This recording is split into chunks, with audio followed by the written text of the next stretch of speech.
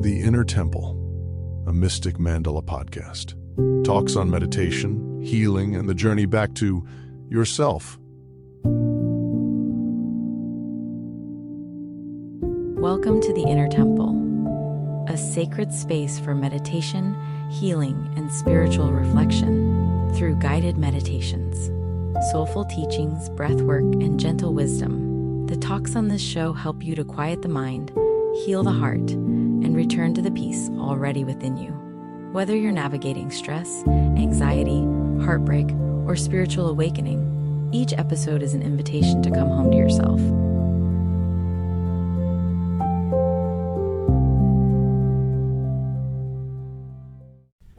Stepping back into the inner temple where we find forgiveness in our hearts without forgetfulness.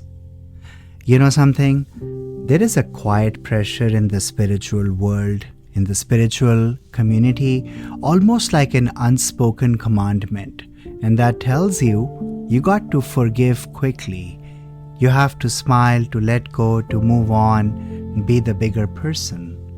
But what happens when the wound is still bleeding? What happens when forgiveness feels like more like an entrapment and less like a freedom? When it feels more like a betrayal of your own pain?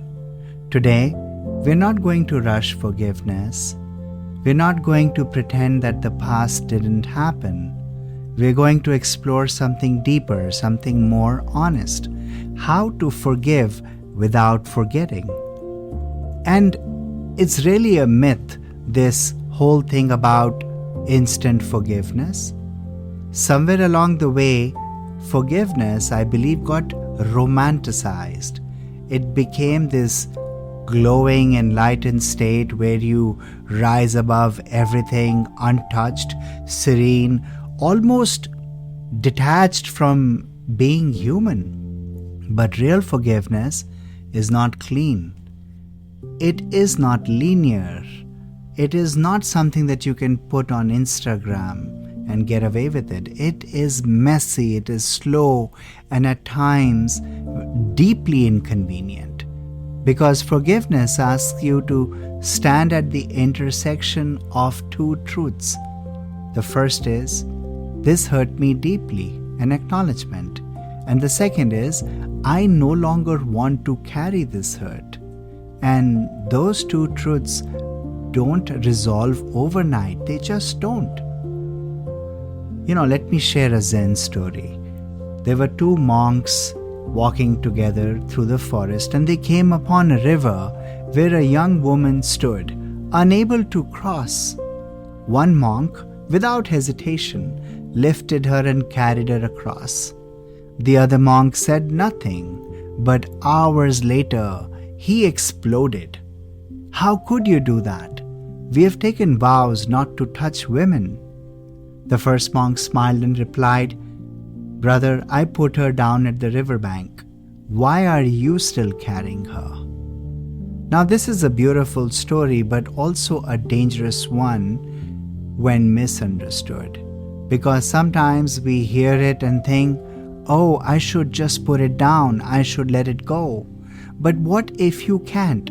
What if your nervous system is still holding that person, that betrayal, that moment, like it just happened yesterday? Forgiveness is not about pretending you've put it down.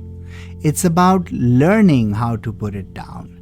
Genuinely, slowly, painfully, truthfully, without shaming yourself for still holding it. Your pain must be honored before it is released. Now, this is very important.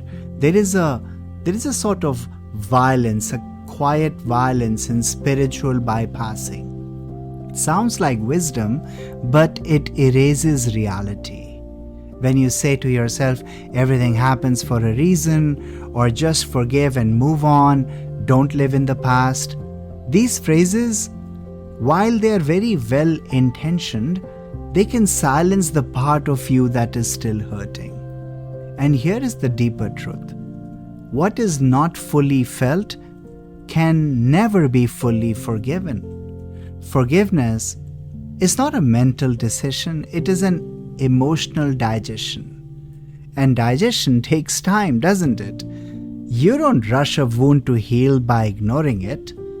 You clean it, you tend to it, you protect it, you allow it to ache. So many things happen to us, and we all get bogged down by the weight of unforgiven things. I would like to share, there are names I no longer speak, but they still echo in my bones.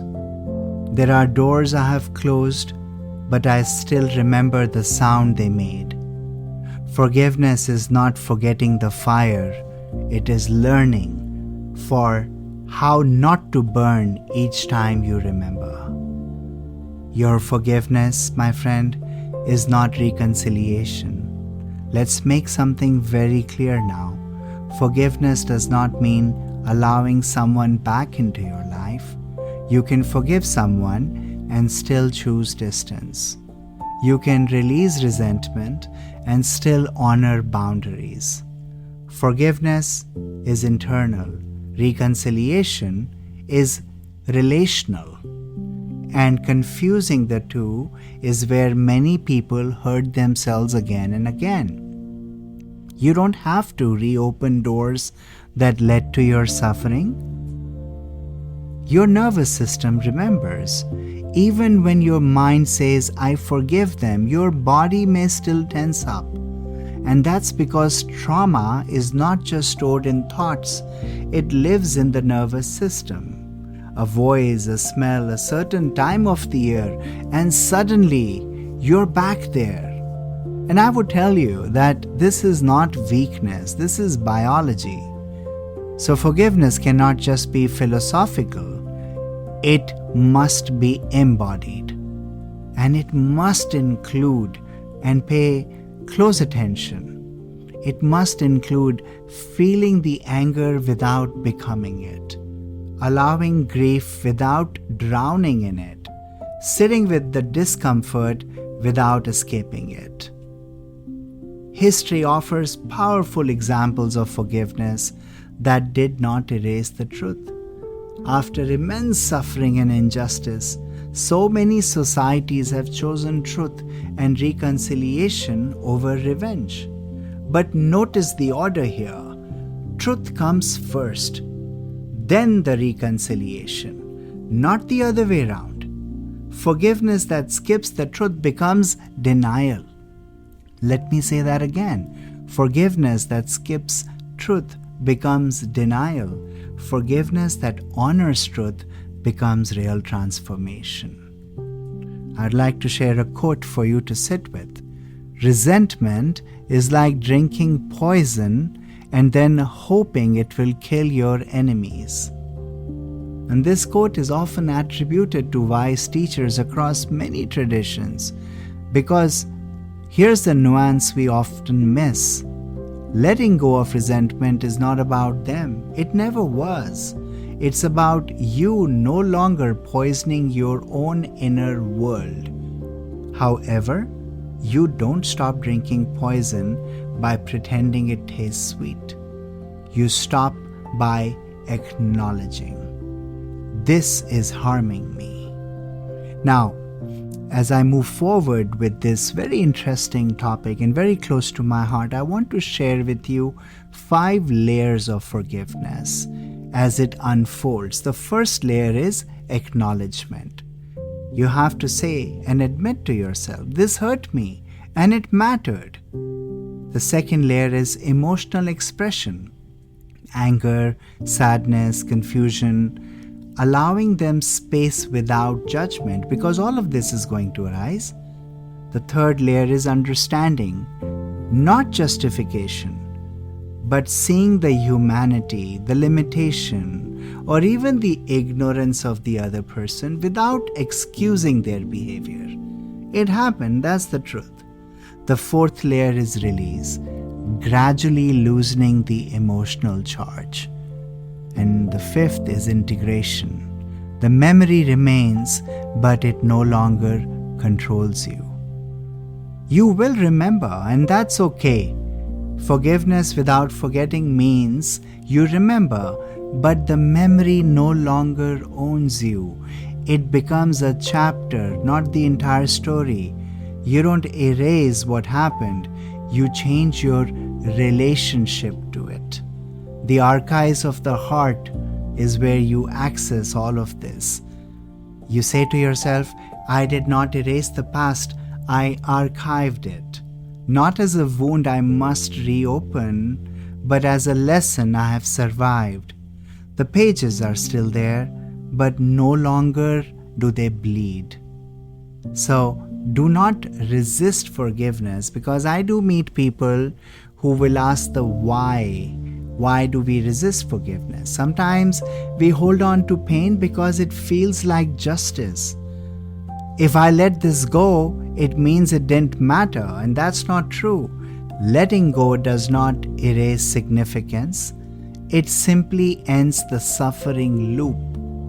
And then there's also fear. If I forgive, I might let it happen again. It could happen again. But true forgiveness actually strengthens boundaries, because now you see clearly. You are no longer entangled in emotional chaos. You are grounded in awareness. It's just a subtle shift in your perspective. Instead of asking, how do I forgive them? Try asking, how do I free myself from carrying this? That shift changes everything. Because forgiveness is not about excusing the past. It's about reclaiming your present. The right now, the here and now. Lao Tzu taught that holding on to anger is like gripping something sharp. You are the one who bleeds. The Buddha emphasized compassion, but never at the cost of awareness. Modern thinkers like Alan Watts often pointed out that clinging, whether to pleasure or pain, creates suffering. And what's the common thread here? Freedom comes from release, not repression. So if you're holding on to something right now, try this with me. Sit quietly and bring to mind the person or situation and notice what arises, not what you think should arise. And ask yourself, what am I still feeling? What part of me is still hurt? What do I need to acknowledge before I can release anything? And then, don't rush the answer. Wait, everything will arise. Because your forgiveness is a practice. It's not a one-time event. It is a practice. Some days, you'll feel free. Other days the memory will sting again. It'll bite you again. That doesn't mean you've failed or that you're not healing. It means you're human. Each time you choose not to feed resentment, each time you choose awareness over reaction, each time you choose truth over suppression, you are practicing forgiveness. So you tell yourself this little prayer, I will not rush my healing, nor force my heart to forget. I will walk gently through memory until it softens its grip, and one day, without even noticing when, the weight I carried will no longer feel like mine. I forgive, but do not forget in a way that erases my truth. I remember, but I do not suffer in a way that erases my peace. That balance, that sacred middle path, that accessing and entering the inner temple is where real healing begins.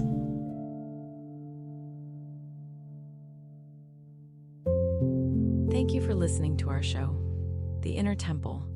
If this episode brought you peace, clarity, or healing, share it with someone who may need it too. And until next time, breathe deeply, move gently, and remember, the sanctuary you seek is already within you. We are located in Plano, Texas. You can get more information about our meditation studio, festivals, and retreats at mysticmandala.org.